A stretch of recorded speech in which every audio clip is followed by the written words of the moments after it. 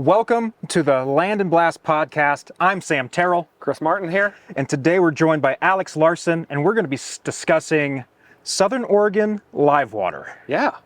And I know you know a lot about this, but live water is super important, especially when it comes to rural properties. Let's start with defining what live water. We throw this term around, live water. What does that mean? What is live water? Yeah, that's a good question.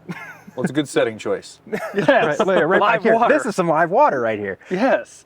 No, so in general, we define live water as rivers, creeks, could be ponds, lakes. It's water features, but live water is kind of a term that gets thrown around for properties that describes a property being waterfront. Like we use the term live water. Yeah. I like the term live water because it describes action, it describes something of interest, on a property. Copy that.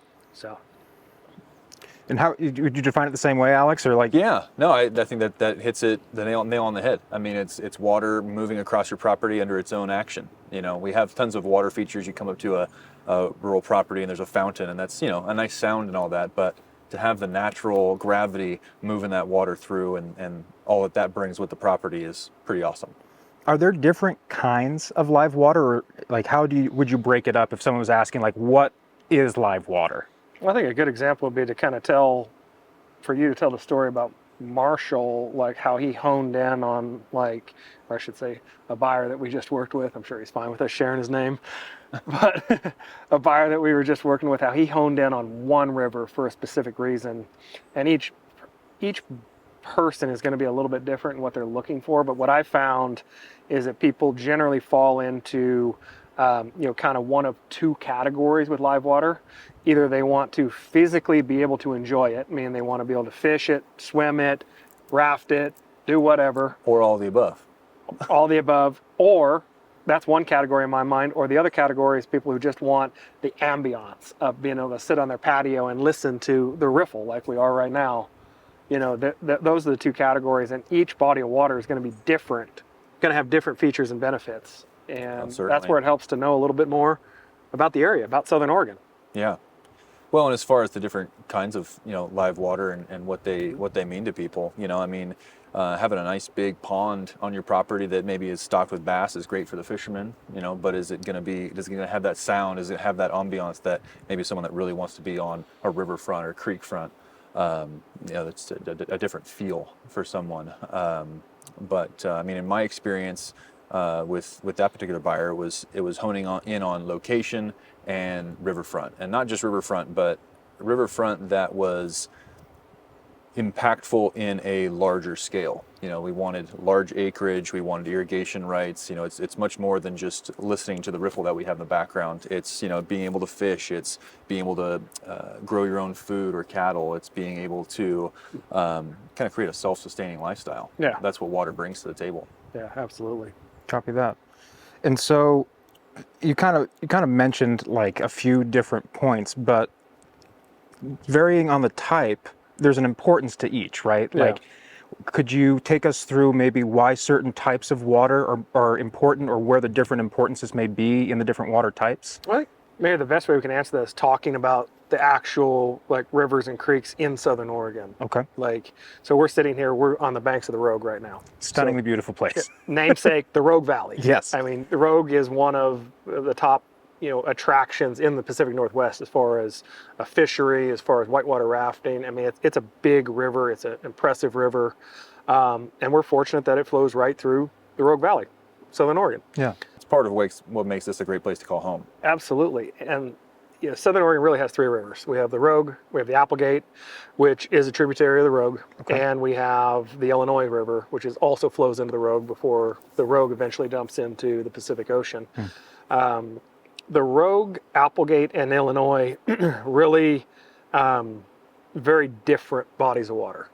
And I know it's wild to be in one county and, or I guess two counties, one geographic area, and have three different rivers that are wildly different. But the Rogue, I would, again, really kind of quantify as big water.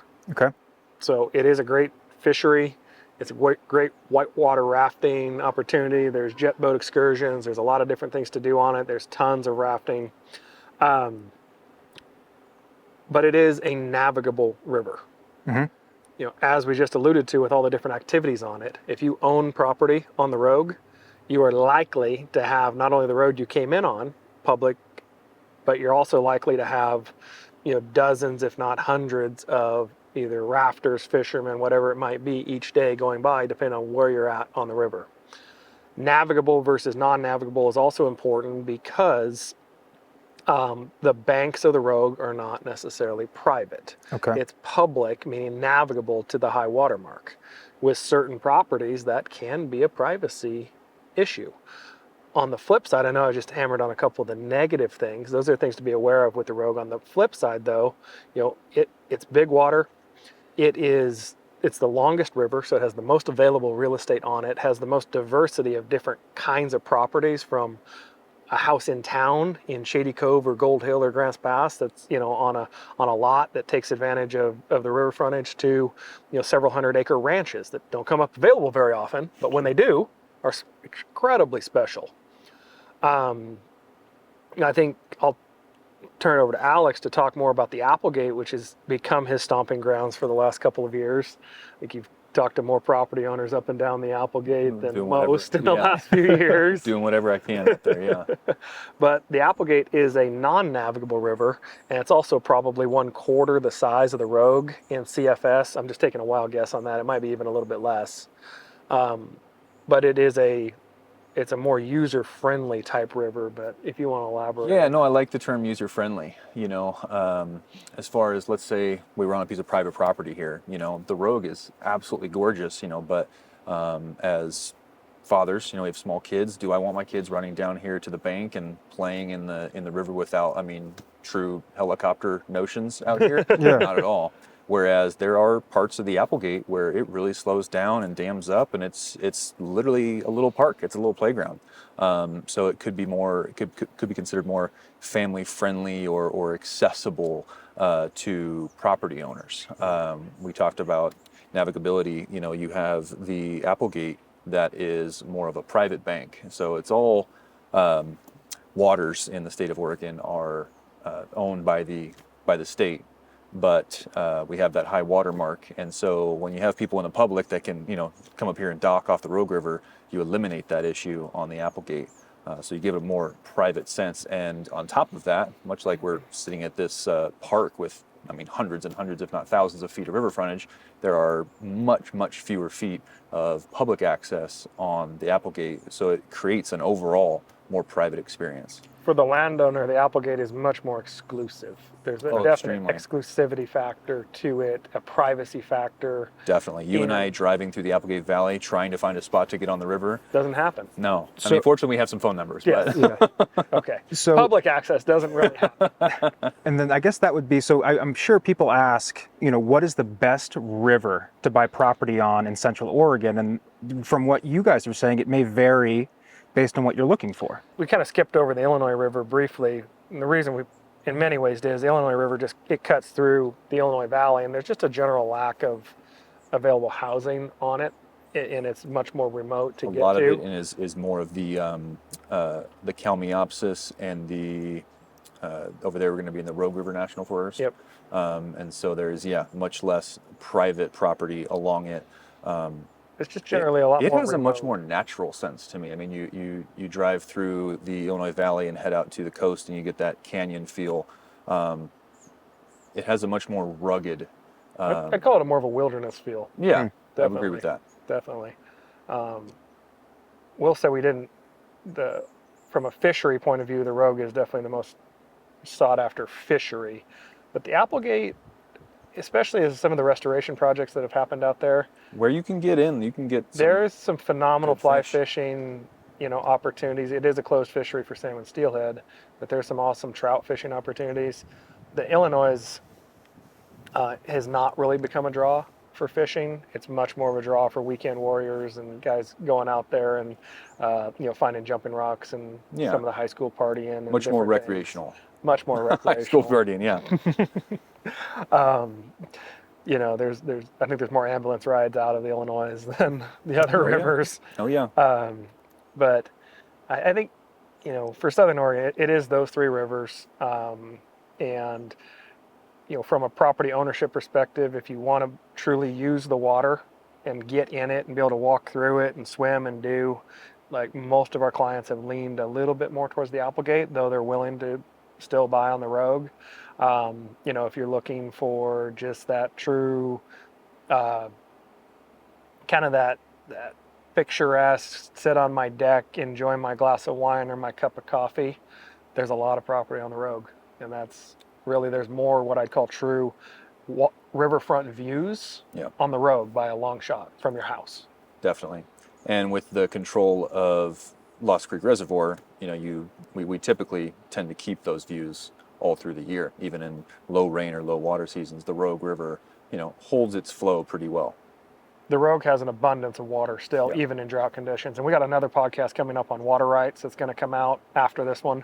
So if you want to learn about how water rights are impacted on the different streams, tune into that one. Can be one of the more confusing topics that we deal with. Yeah, let's not get into that today. We'll be here for a while. So you've got your three main rivers. You got the Rogue, the Applegate, and the Illinois. And then on a smaller scale, do creeks come into play for live water for either buying or selling, depending on the clientele? Without a doubt. I find it to be on a bit more of an aesthetic scale. Okay. Leaning far more towards that aesthetic scale. There are some creeks that we could almost call little rivers and are definitely major arteries and supply irrigation to properties. But the creek is where I find a lot of people are maybe priced out of a Rogue Riverfront property or an Applegate front property, but they're honed in on waterfront. They are looking for a property that has water on it.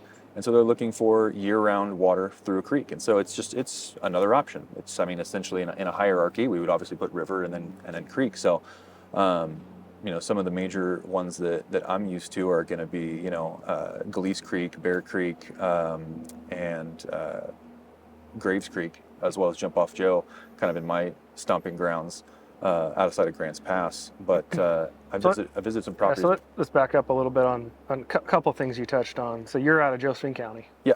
So one definite market difference between, say, the Grants Pass area and the Medford area, I would say you mentioned there are a couple of creeks that we would consider to kind of be like almost rivers. Yeah. So like Big Butte Creek and Little Butte Creek here almost have the same following as do the riverfront properties. Because in a lot of areas, they're nearly as big as the Applegate or the Illinois in certain stretches. So I would put that caveat out there that there are a handful of creeks in our area, especially those two, that have more of a riverfront following. But then I would second everything else you said about like the creeks being second tier for people who are seeking live water. Now, a lot of people who don't necessarily have live water as an absolute must do end up with, a property that has a creek on it. And that is, in many ways, creeks, like you said, are kind of the compromise. And then people, once they've lived on like a nice year-round creek, they're like, man, I don't want the river. I don't want people, I don't want to deal with that much water. I don't want to deal with that danger with the grandkids. I don't want to deal with that. I just want a place where I can go sit in my chair and occasionally catch a trout. You might not be supposed to, but some people do anyway. That gray area. Anyway, yeah, there's certain things that you're not going to get on it, but you also aren't going to get flood insurance typically on a smaller creek. Yeah. Something that we deal with on the Rogue River is, flood insurance can be a pretty spendy bill. Yeah. I think where we do get in a little bit of trouble in the real estate industry, though, is we try to stay away from it, where you advertise creekfront property, but it's really actually a seasonal creek that only has water in it like half the year. To me, there's a huge difference when you're talking about creeks in a true ripping year-round creek and a lot of the seasonal drainages that we have here.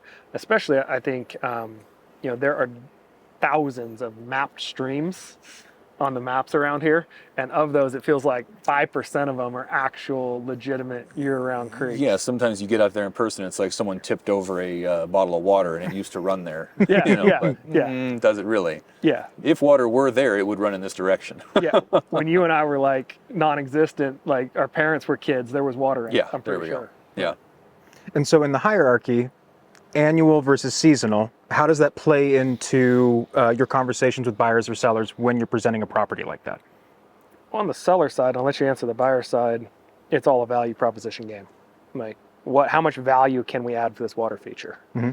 And that is dramatically impacted both by the aesthetic, the fishability, and the irrigation potential from that source. Okay. On the buyer side, yes, it's those three things, but there's a following, and you can talk about that. There's definitely a following to live water.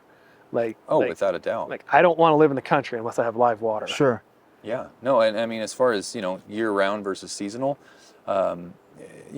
obviously if you can have the water year-round, that's going to be the more desirable option. You give me seasonal, you give me year-round, I'm going to pick year-round. Yeah. But if it's something that you're just looking for aesthetics and, wintertime we get a great rainfall and snowpack around here, you're going to have a ripping, roaring creek through the wintertime, and that always all makes for a great aesthetic as well. So I mean, if you don't have like an irrigation need for it, if your well is strong and you don't have any domestic drinking water off the creek or anything, a seasonal creek definitely gets you into that live water game, and it makes your property that much more And it does appealing. a fraction of a price. Oh yeah, without a doubt. Yeah. You don't have the fishability, you don't have the irrigation, you don't have those things to add as a value proposition, but you still have that coming through your property. Yeah. Gotcha. So in the pecking order, in Southern Oregon, rivers would probably be what you consider prime real estate on live water, And certain creeks. and certain creeks. Yep. Then there's seasonal creeks. Well, I'd say then there's the general breadth of year-round creeks, but aren't necessarily on that. Like you're not going to get the sound roaring in. You're not going to be able to have swimming holes. Like they're smaller, but they're still year-round. Okay. So it would be those rivers and big creeks, those year-round creeks, which are still adding some value. When I'm doing, working with our sellers, I'm adding some value for that live Without a water doubt. on the year-round side. And then you've got this whole spectrum of seasonal creeks, which at that point, I personally cannot, in good conscience, really add a bunch of value to it unless there's something really special about the rest of the topography and how it lays out. Okay. So then what about big water? In Southern Oregon, there are lakes, and there's private and then there's public. Yep.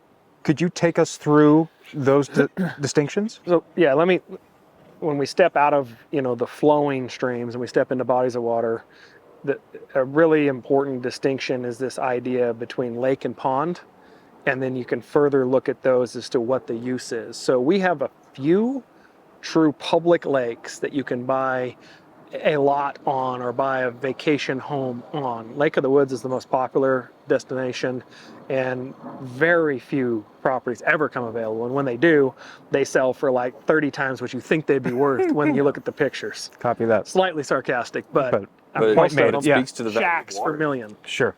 Speaks to the value of water. Yeah, there is A huge one. Hyatt Lake, Fish Lake, and Diamond Lake all have leased cabins that you can purchase. So you purchase the cabin, but it's on a lease, and those transact on a more regular basis. You definitely don't have the same following as Lake of the Woods, but those are very much vacation-based properties, and they're also very limited. For example, you can't rent them out.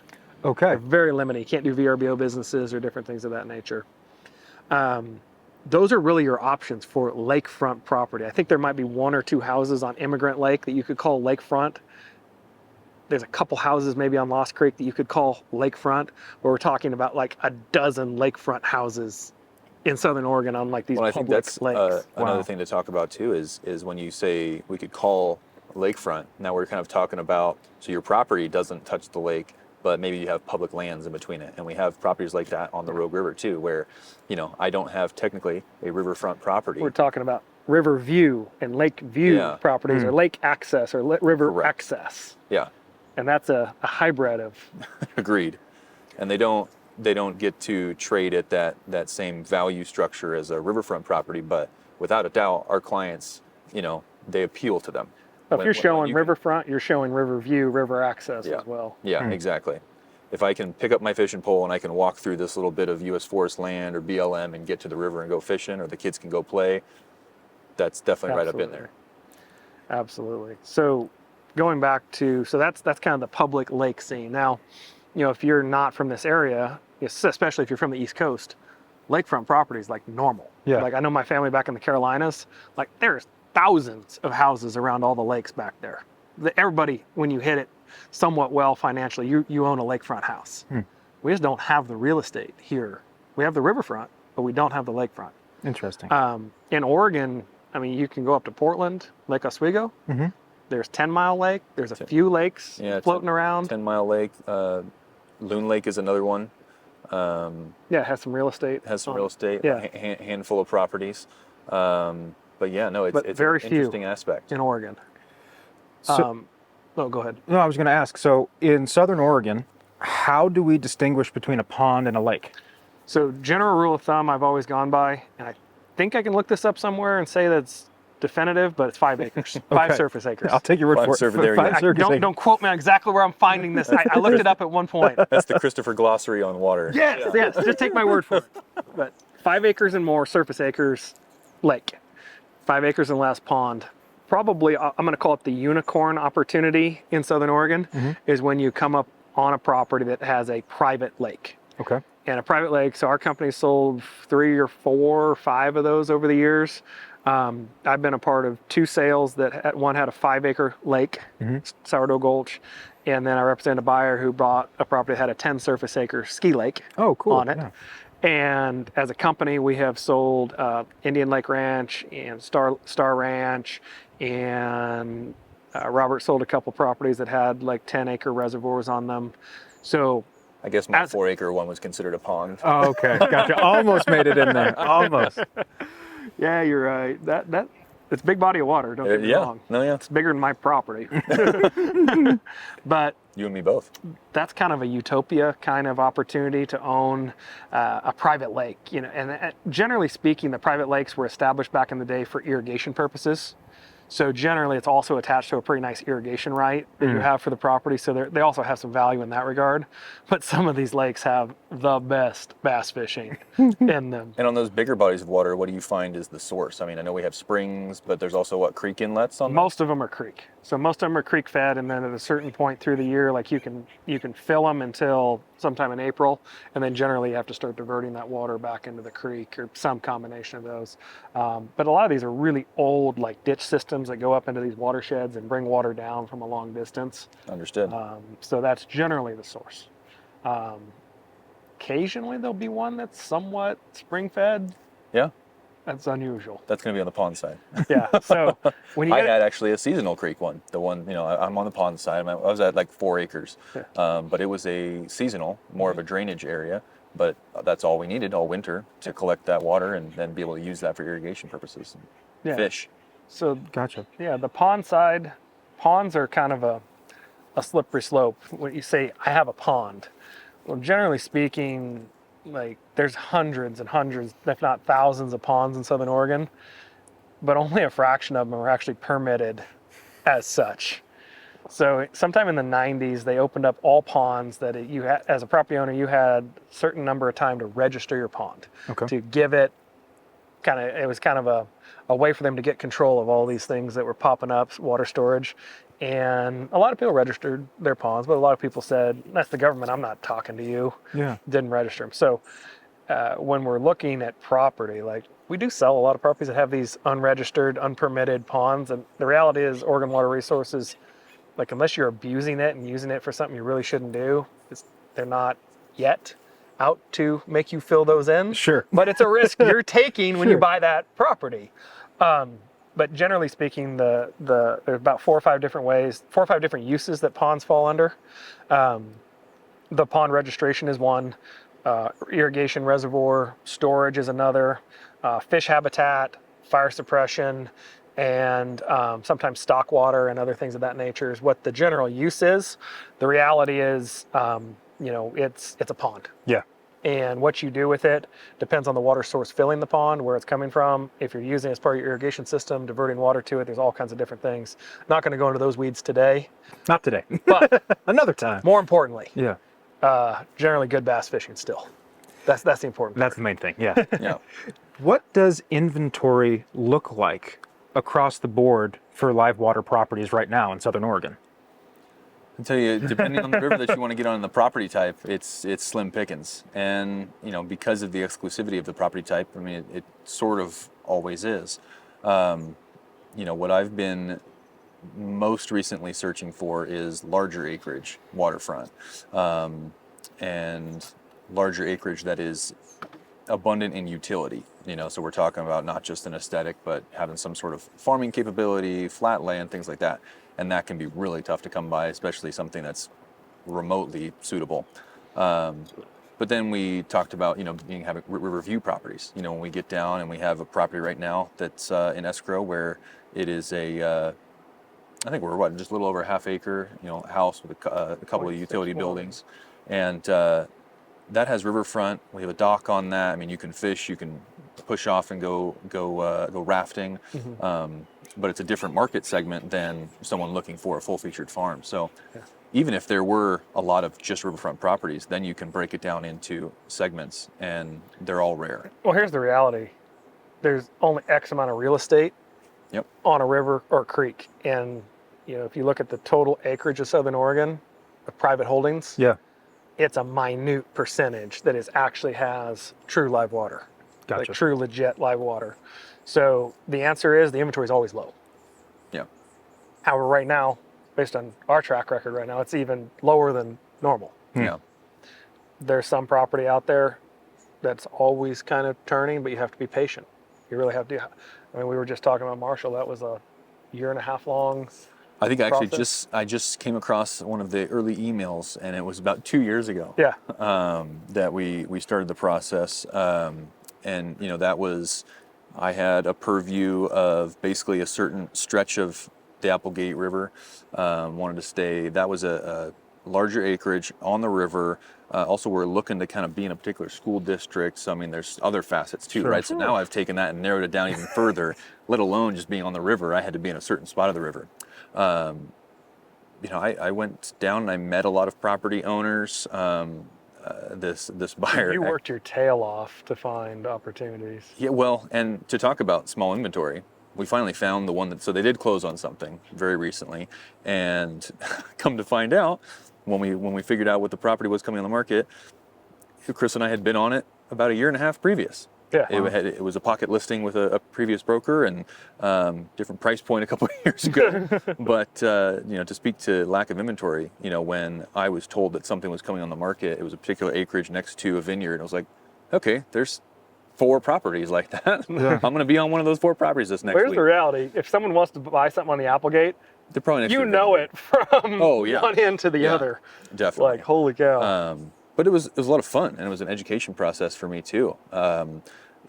Like we said, I'm from Josephine County. I've spent more time on the Rogue River and in the North Valley at Grants Pass, and so to really just inundate and commit myself to learning everything there was about the Applegate River, finding people that just wanted to talk to me, and asking the simple question of, who do you know that wants to sell? Sure. Who do you know that's maybe moving on to the next thing? And you only got run off a few properties. Yeah, it's a pretty good track record. But yes, I mean, it can definitely be a tough search to find the right property. I mean, that's going to happen in any niche, but especially in water because of how few properties there are in the first place. Sure. This is a personal perspective question. Sure. What is your favorite body of water in Southern Oregon? So because I spend so much time doing it, I've come to really, really like the Applegate.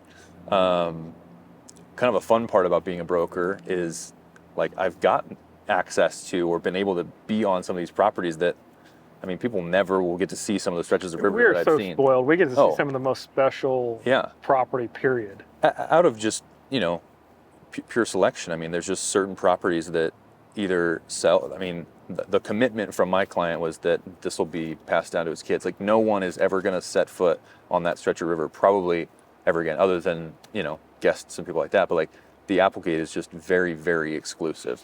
And so I've spent a lot of time out there and definitely become attracted to that. But, Chris and I have shared this thought before, driving through the Illinois Valley, it is a bit further commute than I would want to commit to if I was to buy into buy town a property. every day. It's a little bit of a commute. Not. I don't really want to go over the hill. If you're retiring, it's a whole different story. But it's a naturally gorgeous area, and there are the few that come up, there are some really gorgeous properties out there. So, I mean, the Applegate River would be my number one destination. There's some pickpocketed properties though that have these big ponds or private lakes that are also pretty cool. Yeah. So I would second the Applegate River as being my favorite river to own on.